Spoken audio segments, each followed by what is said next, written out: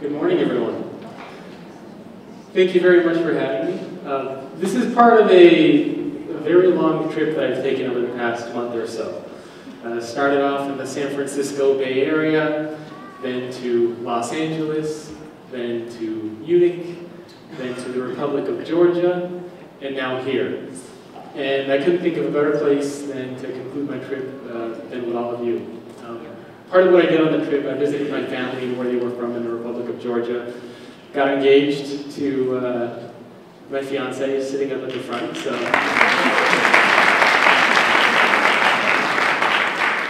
And she actually traveled on a lot of this trip with my family, which is not easy, so thank you very much for making it with my family. I also had the opportunity to see a lot of Italy, which is an absolutely beautiful country. Yesterday I went to Lake Como. A couple days before that, I took the train over to Venice. And I'm sure many of you have taken the train over to Venice or to some other place before. This is what it looks like. And I actually had a very, very unique experience during this train, which, looking back, got me thinking a lot about business and the future of work today. So what happened is we took this train, and on the way back, we took the last train back from Venice, which I think was around midnight. And so we're on the train back from Venice, and we make all the stops along the way. And we make a stop somewhere, and there's a delay for 35 minutes. And everything's going on in Italian, so I don't understand anything that's happening, right? Nothing. And so I go outside, and I see it says, somebody told me it's a 35-minute delay, so I figured, okay, why would I sit on the train for 35 minutes? I'll get off the train and walk around for a little bit. It's midnight, it's a random place, seems like a good idea, right? Meanwhile, my fiance is asleep in one of the chairs. So I'm outside, talking to somebody, and all of a sudden the doors to the train close. And the train starts moving. The guy that I was standing with outside jumps through this window to get on the train. And I'm just standing there, and all of a sudden these two Italian guys that I don't know stick their arms out the window. They're like, come on, jump! And I'm standing there like, are you kidding? So I'm sprinting after this train, I jump up, these two Italian guys grab me, pull me into the window.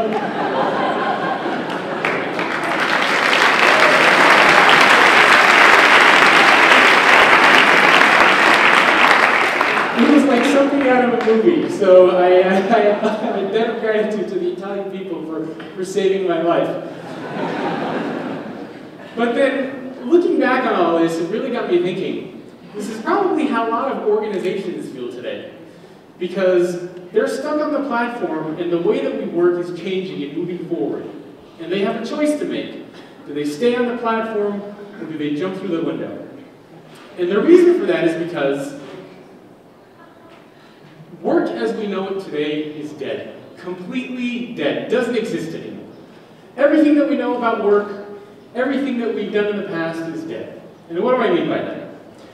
So these are actual synonyms, and I use this slide quite a lot because I think it's an important slide to put up. These are actual synonyms taken from the dictionary of what it means to be an employee, a manager, what it means to work, and what it means to work at a company. Now if you look at some of the synonyms, these are again actual synonyms. I didn't make this up. Work, drudgery, struggle, daily grind. Employee is a cog, a servant, or a slave. A manager is a slave driver, a zookeeper.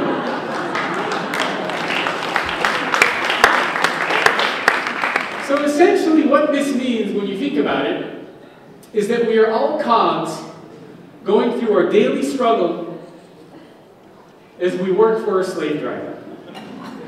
This is the notion of work that is dead. It no longer exists. So everything that we know about social, about the web, about Enterprise 2.0, social business, whatever you want to call it, is changing everything we know about work. And not just work, but everything related to work.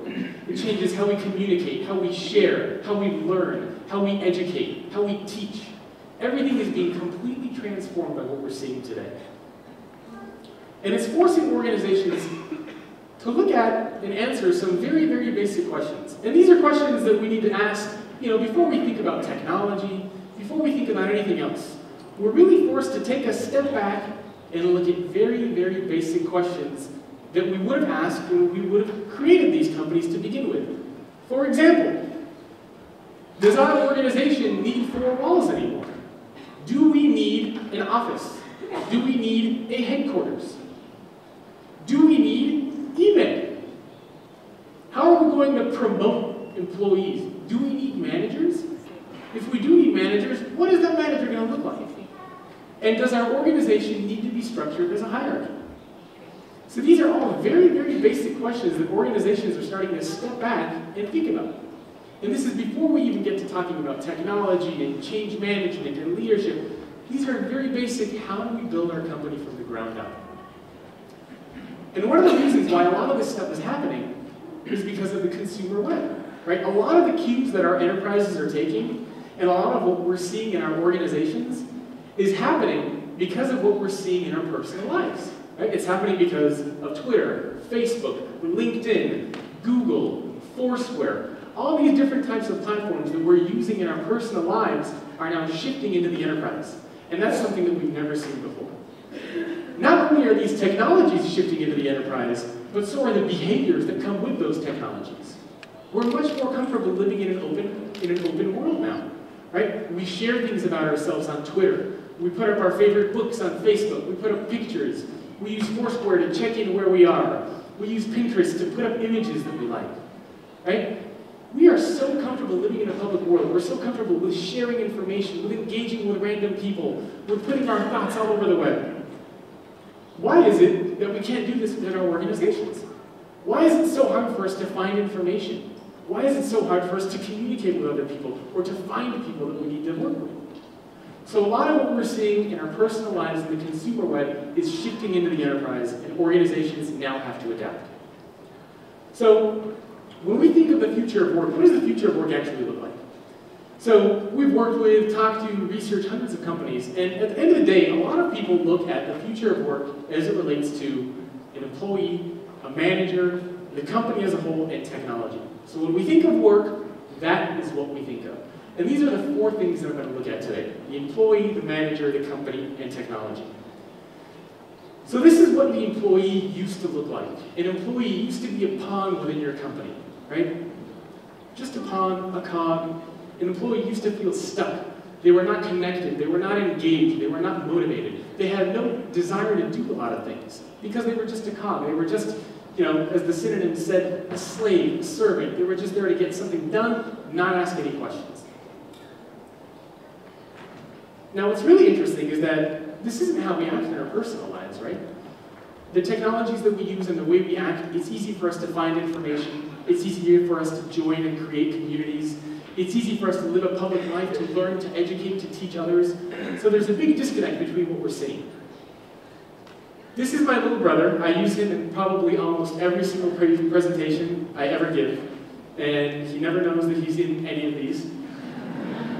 But I use him in these presentations for a very specific reason. So his name is Josh.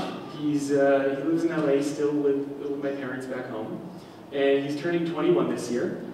And he's actually in school. He's studying a lot about math and science and accounting. But what's really interesting in this picture is that he's holding a bunch of very, very expensive cameras. This camera right here is probably around $8,000. This one's probably around $4,000 or $5,000. He has green screens, he has microphones, he has a whole movie studio in my parents' living room. And what's really interesting is that you look at this and you say, how is this kid that's going to be 21 learning how to do all this? He never went to school for film. He never went to school for editing or for photography or for videography. So how is this 21-year-old kid learning how to do all of this type of stuff? And how is he learning how to build a business out of it? And how much is it costing him? I'll tell you that everything he's learned how to do, he learned for free. Through YouTube, through discussion forums, through communities. And he's been able to build a business for himself for free. Now, when I went to school, I knew a lot of people that were majoring in film. And, they were in school for 3-4 years, spending, $60,000, $70,000, $80,000, $100,000 to learn how to do this. And this just goes to show how the world is changing. This is the future employee. This is who is going to be working at all of your companies within the next couple of years. Now, when this person comes to work in your company, how is he going to respond when he says, great, I'm so happy to be here, it's nice to meet you. How do I start talking to people? How do I start engaging with people? Where do I go to find information? And how is this person going to react when you say, oh, sorry, you're probably going to get 150 to 200 emails a day. Here are 10 usernames, 10 passwords, and 10 different websites that you need to go to get all your work done. Here's a cubicle for you to sit at. Here's a phone. Good luck. And here's a big training manual for you to read. How is this person going to fit into that type of a work setting? And the answer is he's not. There's no incentive. If you want to attract and retain top talent, that type of a mindset and that type of an organization is not going to work. So this is the future employee, and this is who a lot of organizations need to adapt to. What about managers? What did the manager of the past look like? Now I should point out that a lot of our organizations, when they were built, a lot of them were modeled after the military, right?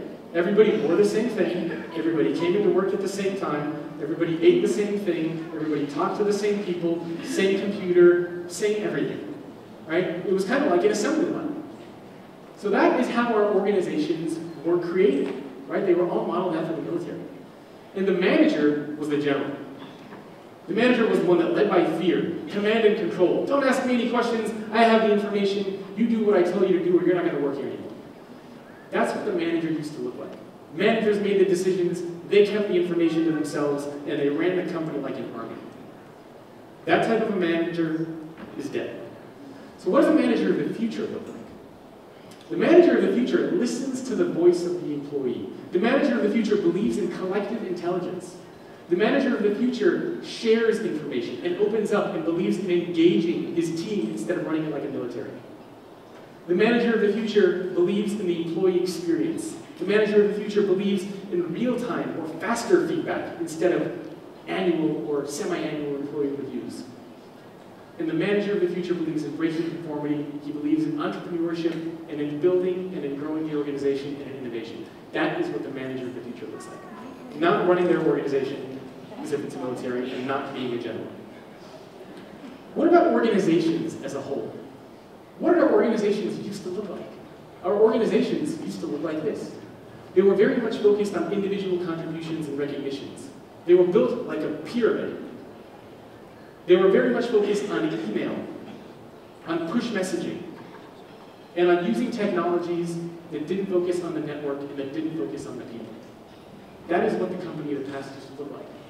We used to reward people that made the most money. If you look at any financial institution, whether it's Morgan Stanley, JP Morgan Chase, any financial institution you want, typically, the traditional structure has always been, if you bring in the most money, we will promote you. And when you get promoted, you become a manager and get to manage other people. Is that who we want managing and motivating and engaging our employees, the people that bring in the most money just because they brought in the most money? Those aren't the people that know how to manage. So we need to really think about who we want running our organizations, and it has nothing to do with how much money that they as an individual are able to bring in. So this is what companies of the past look like and what they used to focus on. It was essentially a house of cards. It wasn't sustainable, right? It wasn't something that was able to work in the long run. What about companies of the future? Companies of the future reward collaborators. They're transparent, they're distributed, they focus on outcomes. They want employees to be there. They allow employees to take their own paths. Part of what I like to call customized work, where you don't have to climb a ladder, you build your ladder. You choose where you want to move within your organization. That's what the company of the future looks like. And it really focuses on the employee experience. Finally, technology. Technology, not something I like to focus on, but inherently within a lot of organizations, it acts as the scalable glue that puts everything together. Now, technologies of the past weren't social, they weren't collaborative, they didn't focus on the network, they didn't focus on the group as a whole, they focused on individuals, they weren't scalable, they didn't allow you to do much. And they were built very much around legacy capabilities. They were rigid, they weren't flexible. and there was a lack of depth and breadth. Technologies of the future are completely different. They're smart platforms. They're controlled by the users. They allow us to build communities. They allow us to engage with people. They allow us to open doors instead of close them. And what organizations are starting to figure out and trying to figure out is how can they adapt to the changes in behavior and technology to build a connected and an engaged organization. There's a lot of uncertainty in the world. We never know what tomorrow's going to bring. But the only thing that we can be certain of is that there's more uncertainty. And in that type of environment, where you're never sure what tomorrow's going to bring, what type of an organization do you want to be, and how do you want to approach that future?